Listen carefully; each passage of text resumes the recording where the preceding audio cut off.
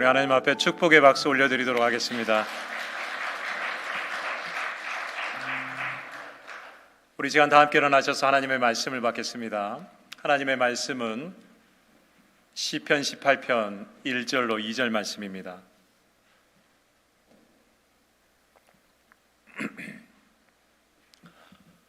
시편 18편 1절로 2절은 구약 813면에 있습니다. 우리 같이 한 목소리로 하나님 앞에 봉독해 올립니다. 나의 힘이신 여호와여, 내가 주를 사랑하나이다.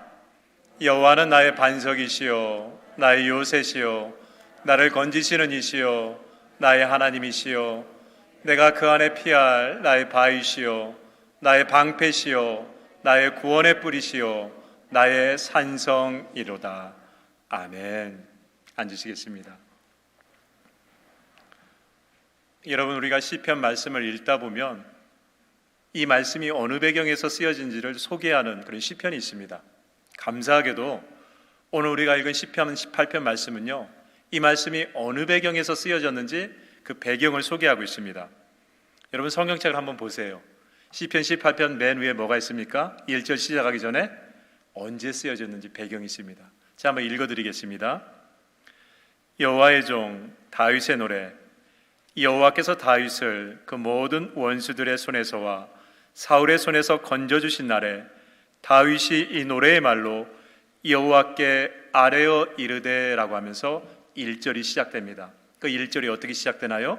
나의 힘이신 여호와여, 내가 주를 사랑하나이다.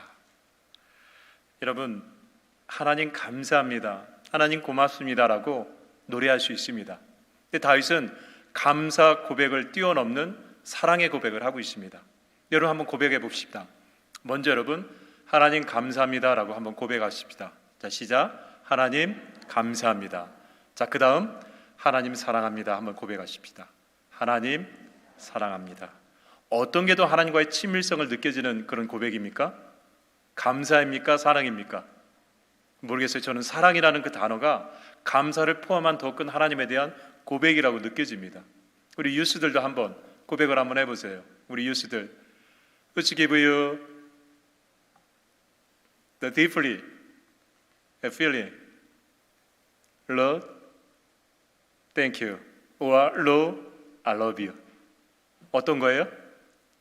I love you. 여러분들 그렇게 느끼시죠? 다윗은 그걸 아마 고백하는 것 같습니다. 여러분, 감사합니다, 감사합니다, 사랑합니다라는 고백은요, 나에게 해주신 어떤 결과, 조건에 대해서 내 마음이, 내 믿음이 이렇게 조건적으로 나오는 그런 부분이 많습니다. 근데 사랑합니다, I love you라는 것은요, 이건 조건과 감사를 포함 뛰어넘는 겁니다. 이거는 하나님에 대한 전적인 신뢰, 전적인 어떤 존경의 마음이 녹아진 고백이 주님 사랑합니다, 하나님 사랑합니다라는 고백이죠. 자, 그러면서 다윗은요, 그 고백, 사랑의 고백을 계속해서 이어나가는데 이 2절에서 이렇게 고백을 합니다. 여호와는 나의 반석이시요 나의 요새시요 나를 건지시는 이시요 나의 하나님이시요 내가 그 안에 피할 나의 바위시요 나의 방패시요 나의 구원의 뿌리시요 나의 산성이로다. 여러분, 이 고백에서 무엇이 느껴지나요? 그냥 하나님이라고 부르면 되는데 다윗은 쏟아내고 있어요. 내가 만난 하나님에 대해서 쏟아내고 있습니다. 여러분, 하나님이라고 부르는 것도 중요하지만은 내가 경험한 하나님, 이 경험한 하나님을 다윗은 계속해서 쏟아내고 있어요. 근데 그 쏟아낸 하나님은요, 한 단어로 불려지지 않습니다. 나의 산성, 나의 방패, 나를 건지시는 이, 나의 구원의 뿔, 수많은 단어를 통해서 하나님을 부르고 있습니다. 왜 그러느냐? 경험했거든요. 다윗은 경험했습니다. 그래서 다윗이 만약에 여호와는 나의 반석이시오라고 고백하면요, 그는 알아요. 사무엘상 17장에 엘라 골짜기에서 골리앗과 싸웠을 때 그날의 감격이 이 안에 펼쳐지는 것입니다. 나의 반석이시오라고 고백하면서, 또 나를 건져주시는 이시오라고 하면요, 다윗은 알아요. 사무엘상 23장에 엔게디 황무지에서 사울에게 쫓겨서 죽음 직전에 있을 때 그때 누가 건져주셨나요? 예, 하나님이 건져주셨거든요. 그래서 나를 건져주시는 이시오라고 고백했을 때 그날의 그 위급한 상황에서 나를 건져주셨던 그 하나님의 역사가 마음에서 펼쳐진다는 것이죠. 다윗의 영혼은요, 다윗의 생각의 창고에는 하나님을 경험했던 그 은혜들이 가득 쌓여져 있습니다. 여러분, 우리가 오늘 추수감사절입니다. 추수감사절에 포커스를 많은 사람들이 수확에 두고 있습니다. 근데 성경에 보면요, 사실은 수확이 아니라 거두어 저장하는 것에 포커스가 있습니다. 여러분, 우리 출애굽기 23장 16절에 보면은 맥추절과 수장절에 대해서 나옵니다. 맥추절은 말 그대로 첫 이삭, 우리가 드리는 맥추감사절로 보통 알고 있지만, 추수감사절은요 수장절입니다. 수장이 뭐냐면은 거두어 저장한다는 뜻입니다. 이제 말씀 한번 읽어드리겠습니다. 맥추절을 지켜라. 이는 내가 수고하여 밭에 뿌린 것의 첫 열매를 거둠이라. 수장절을 지켜라. 추수감사절 메시지입니다. 이는 내가 수고하여 이룬 것을 연말에 밭에서부터 거두어 저장합니다 라고 그랬습니다. 맥추감사절, 아니 이 추수감사절의 핵심은요 거두어서 저장하는 거예요. 우리가 농사를 짓지 않기 때문에 우리에겐 곳간이 없습니다. 창고가 없습니다. 그런데 우리 영혼의 창고는 있어요. 우리 마음의 창고는 있습니다. 여러분, 마음의 창고, 영혼의 창고에 무엇을 저장합니까? 무엇을 한 해 동안 거두어서 못 씁니까? 은혜죠. 하나님 앞에 받은 은혜를 거두어서 넣어야 됩니다. 다윗은요 그의 영혼, 그의 마음의 창고 곳간에 무엇을 가득 채워놨습니까? 하나님을 만난 사건이었습니다. 하나님이 건져주시고 도와주시고 붙잡아 주셨던 그 은혜를 영혼의 창고에 가득 쌓아놨습니다. 그래서 생각할 때마다, 고백할 때마다 그것을 다 풀어서 보여드리는 것입니다. 성 프란시스가 그렇게 고백했대죠. 사랑의 하나님 하고 고백하면은, 그러고 난 다음에 1시간 동안 어떤 기도도 하지 않고 웃는다고 합니다. 눈을 감고. 왜 그러느냐? 사랑의 하나님이라고 했을 때 그의 영혼의 창고에는요 사랑으로 다가오셨던 하나님에 대한 경험이 차고 넘치는 거예요. 그러니까 다른 말을 이어나갈 수가 없어요. 그 사랑의 하나님의 손길, 은혜가 마음속에서 차고 넘치니까 그냥 웃기만 합니다. 너무나 좋으니까. 그러다가 나중에 고마우신 하나님 그러고 나서 한참을 또 눈물을 흘리며 운다고 해요. 왜냐하면 알거든요. 내 삶 가운데 하나님이 어떻게 나를 도와주시고 인도해 주시고 이끌어 주셨는지를 선 프란시스가 아니까 고마우신 하나님 그러면은 이 영혼의 창고에서 그 하나님의 놀라우신 그 도우심이 기억나니까 눈물밖에 안 나오는 거예요. 다윗도 마찬가지죠. 다윗이 하나님을 고백했을 때 그 고백은 그냥 그가 노래 잘해서 가사를 잘 써가지고 미사역으로 붙인 것이 아니라 그가 하나님을 만났던 사건, 그가 하나님 앞에 받았던 은혜, 그 은혜들을 마음에서 끄집어서 울려 퍼지는 노래로 하나님 앞에 부르고 있다는 것이죠. 저는 저와 여러분의 우리 영혼의 창고에, 마음의 창고에 지난 한 해 동안 무엇을 거두어서 쌓았나요? 저는 하나님의 그 놀라운 은혜와 축복이 여러분의 영혼 안에, 마음의 곳간 안에 가득 쌓인 줄 믿습니다.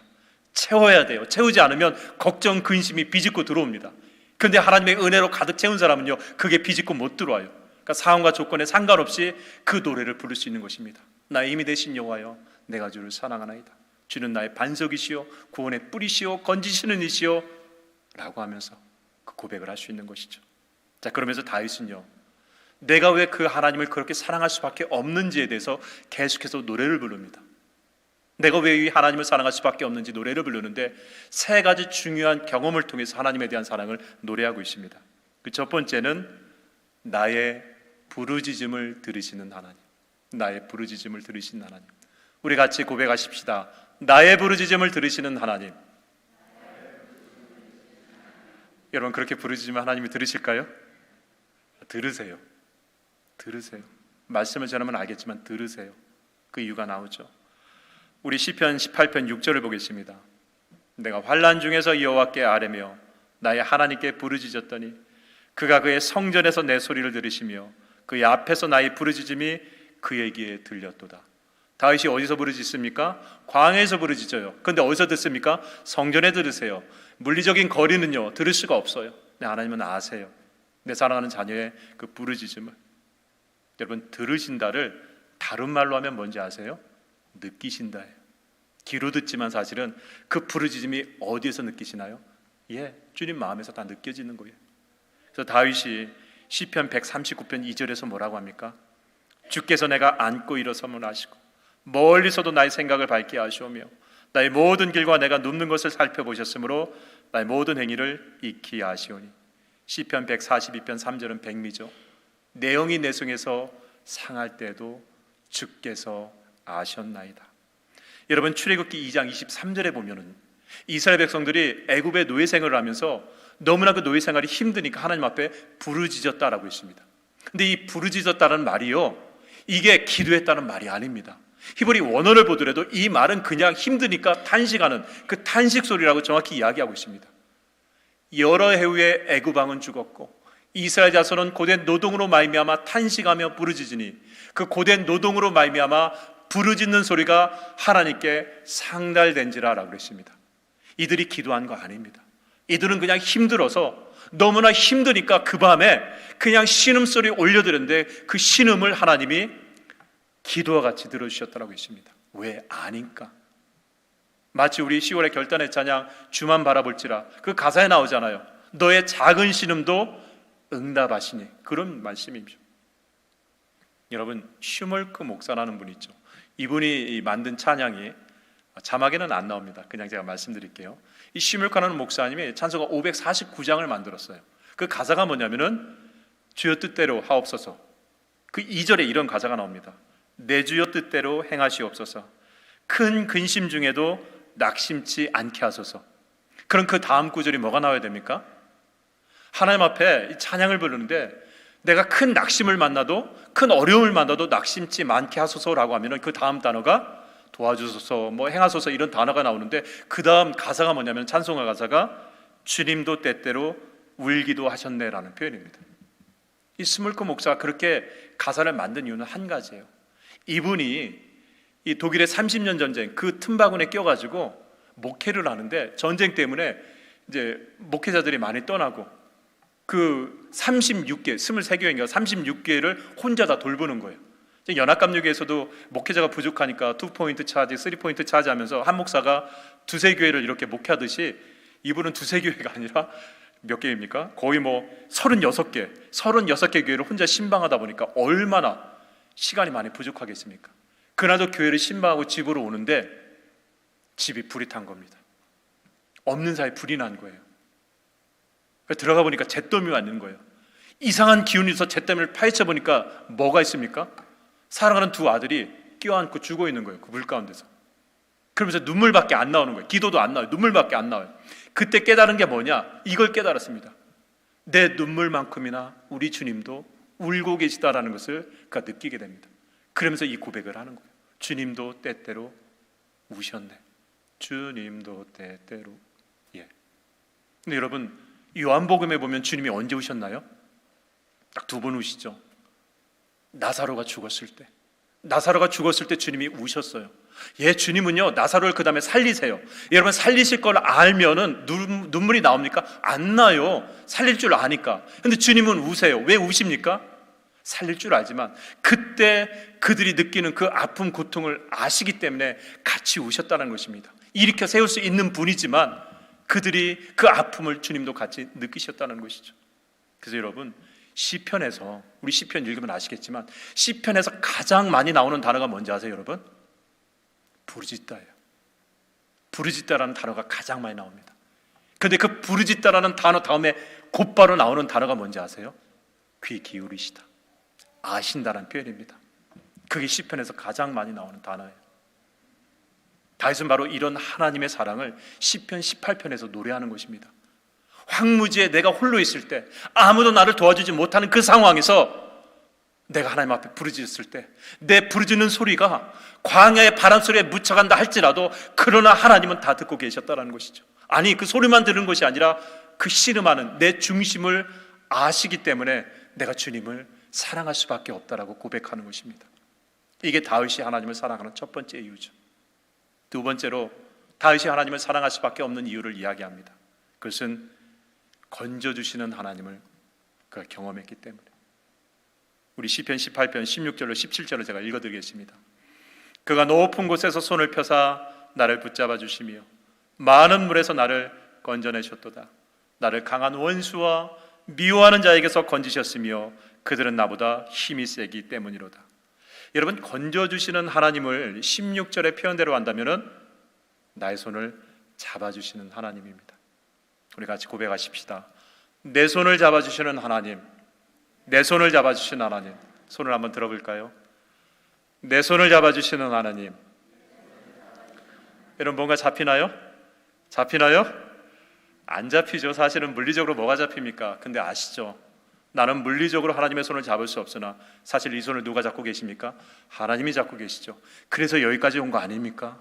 여러분 특별히 우리 이민 오신 분들 아시잖아요. 우리 미국에서 이민자로 살아가는 거, 마이너티로 살아가는 것이 쉽지가 않습니다. 붙잡고 싶은데 붙잡을 게 없어요. 마치 벼랑 끝에서 무엇인가를 붙잡았는데 붙잡은 그게 뭡니까? 다 끊어져요.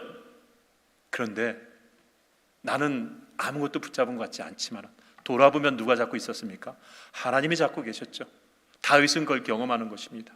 내가 정말 벼랑 끝에서 무엇인가 붙잡고 싶었지만 아무도 내 손을 잡아주지 않았을 때 그때 누가 잡았습니까? 하나님이 잡으셨다는 것을 다시 이야기하는 것이죠.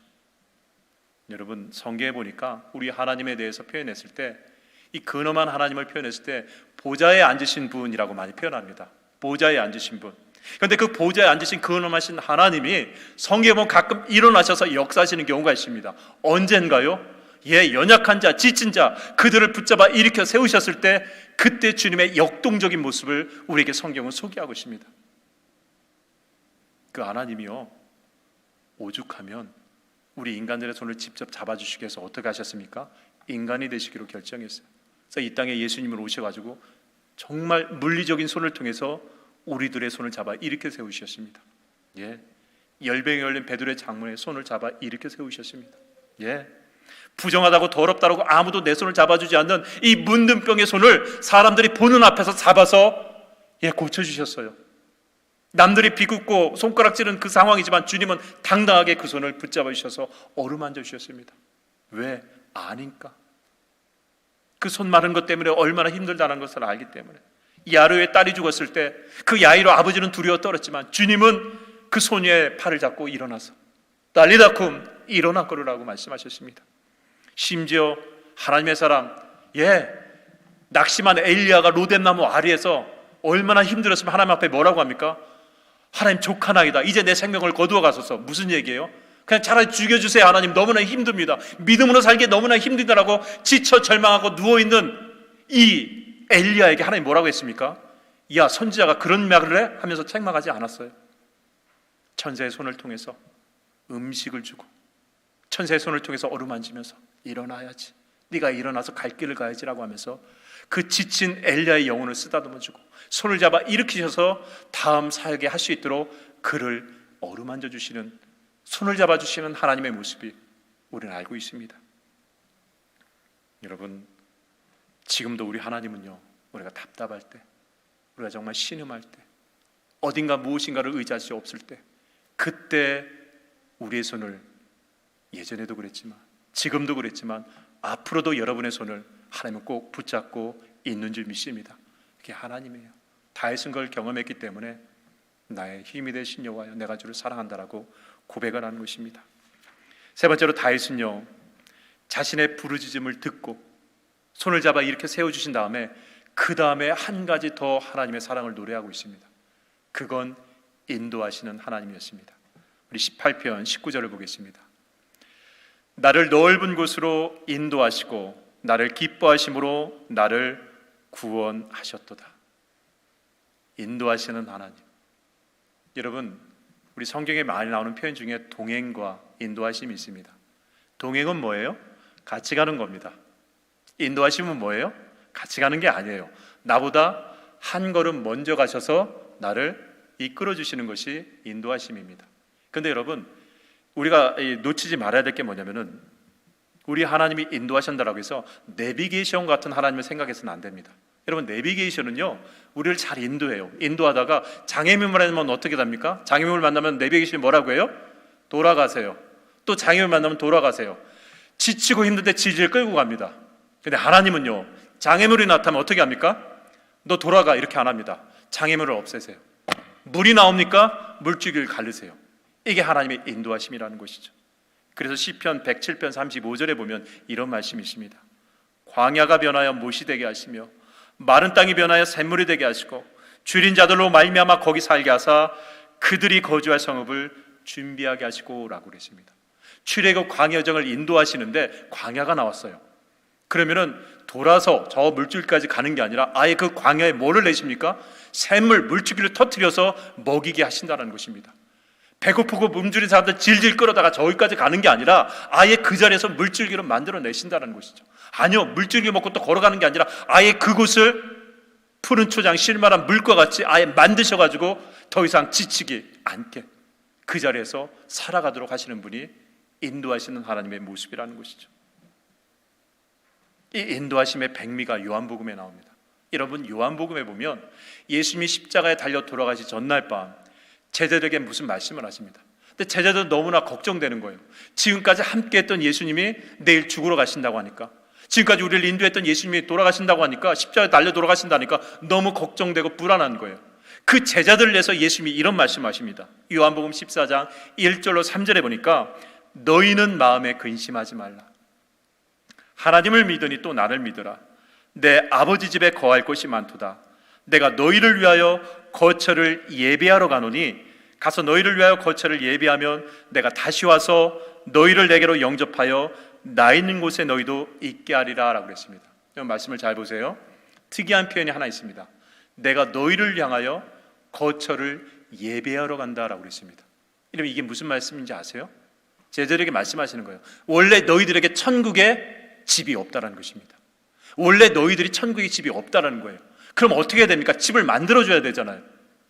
그 집을 만드는 방법이 뭡니까? 그 다음날 십자가에 달려 돌아가심으로 인하여서 모든 사람들의 죄 문제를 해결하셔야만이 비로소 그들에게 천국의 거처가 생긴다는 것입니다. 이 얘기를 하시는 거예요. 너도 두려워하지 마. 원래 너희들에겐 천국에 집이 없어. 그런데 내가 내일 십자가에 달려 죽음으로 인하여서, 그래서 그 죽음의 대속 제물이 되어서 너희들이 나를 믿기만 하면, 너희들의 인생에 나를 주로 영접하기만 하면 이제 너희 집이 천국에 생길 거야. 나는 그것 때문에 너희들의 집을 예비하기 위해서 십자가에 죽는 거라고 이렇게 말씀하시는 겁니다. 여러분, 이게 인도하심이에요. 이게 인도하심입니다. 천국까지 끌고 가는 게 아니라, 끌고 가면 뭡니까? 여러분, 천국까지 인도했는데 천국이 있는데 내가 들어가지 못해요. 이게 정말 안타까운 일이잖아요. 인도함을 받고 거기까지 들어갔는데 내가 갈 곳이 없어요. 천국 문 앞에는 갔는데 내 죄 문제가 해결 안 됐기 때문에 들어가지 못합니다. 아무리 인도를 잘해도 나는 들어가지 못해요. 주님 말씀하시죠. 그러나 내가 너를 위해서 십자가의 죽음으로 말미암아 천국에 너희 집이 예비되었기 때문에 내가 다시 와서 너희들을 인도하겠다라고 약속하시는 겁니다. 여러분, 이게 하나님의 인도하심입니다. 그냥 좋은 데 데려다주고 끝나는 것이 아니라 온전한 안식과 평화와 영생이 있는 바로 그것까지 동행해 주시고 인도하시고 아예 만들어 주신다라는 그 하나님의 인도하심을 다윗이 경험한 것이죠. 나의 부르짖음을 들으시고 나를 잡아 일으켜 세우시고 푸른 초장 쉴만한 물가로 인도하신 하나님, 아니 푸른 초장 쉴만한 물가 그 자체가 되시는 그 하나님을 다윗은 경험했기 때문에 시편 18편에서 노래하는 것입니다.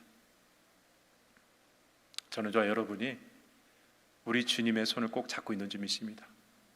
그러면 그곳이 어디예요? 푸른 초장 쉴만한 물가입니다. 여러분 가정이 푸른 초장 쉴만한 쉴까요? 왜? 집이 넓어서 그런가요? 어카운트에 잔고가 많아서 그런가요? 아니요. 그곳에 하나님이 계시면 그곳이 쉴만한 물가 푸른 초장입니다. 여러분, 주님의 손 놓치지 마세요. 아니, 주님이 붙잡고 계시지만 끝까지 주님 바라보면서 믿음으로 나갈 때 다윗의 이 고백을 여러분 잊어버리지 않을 겁니다. 나의 부르짖음을 들으시고 느끼시는 하나님, 힘들고 지쳐 절망할 때 언제든지 내 손을 잡아주시는 하나님, 길이 막혔을 때 홍해를 가르시고 물지개를 내셔서 우리를 인도하셨던 그 하나님의 인도하심, 아니 길뿐만 아니라 죽음과 고통과 눈물과 아픔이 없는 그 천국까지 우리를 선물로 주신 그 하나님, 어찌 찬양하지 않을 수 있겠습니까? 어찌 다윗처럼 고백하지 않을 수 있겠습니까? 나의 힘이 되신 여호와여, 내가 주를 사랑하나이다. 우리 시간 다 함께 일어나셔서 우리 10월의 결단의 찬양, 그건 잠시 접어두고 우리 시편 18편 이 고백을 통해 만든 나의 힘이 되신 여호와여, 우리 이 찬양 같이 고백하고 하나님 앞에 기도하고 마치도록 하겠습니다. 우리 다 아시죠? 나의 힘이 되신 여호와여, 내가 주를 사랑하나이다.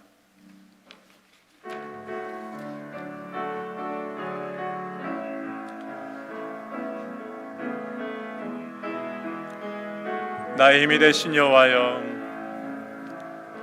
나의 힘이 되신 여호와, 내가 주님을 사랑합니다. 내가 주님 사랑합니다. 주는 나의 반석이시며 나의 요새시라. 주는 나를 건지시는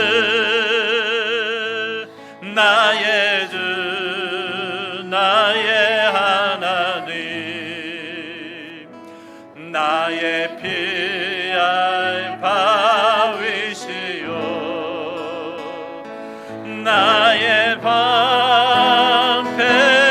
우리 오른손을 들고 고백하시다. 나의 하나님, 나의 하나님,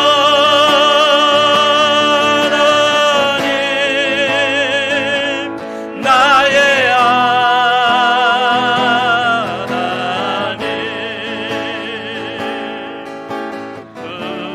구원의 뿌리시요 나의 산성이라. 나의 하나님, 나의 하나님,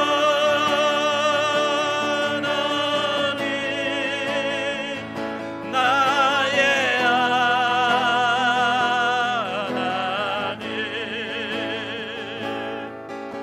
그는 나의 여호와,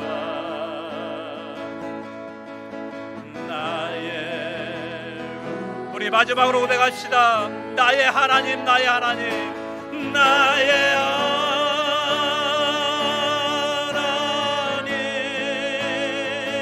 나의 하나님, 그는 나의 여호와,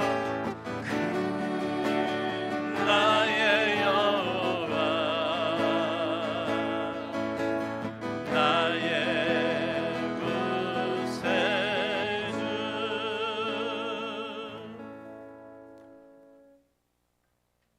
지금은 하나님의 아버지의 극진하신 사랑과 그 사랑을 전해주기 이 땅에 낮은 몸으로 오시고 우리의 신음도 기도같이 들어주시고 우리 손을 잡아 일으켜 세워주시고 쉴만한 묵과 푸른 초장으로 인도하시는 예수 그리스도의 은혜와 성령님의 가망함도 교통하심이 믿음 가운데 주님 바라보면서 나의 힘이 되신 여호와여, 내가 주를 사랑하나이다라는 고백으로 주님과 동행하기 원하는 우리 모든 성도님들 머리 위에, 그의 가정 머리 위에 지금부터 영원토록 함께 하시기를 간절히 축원하옵나이다. 아멘.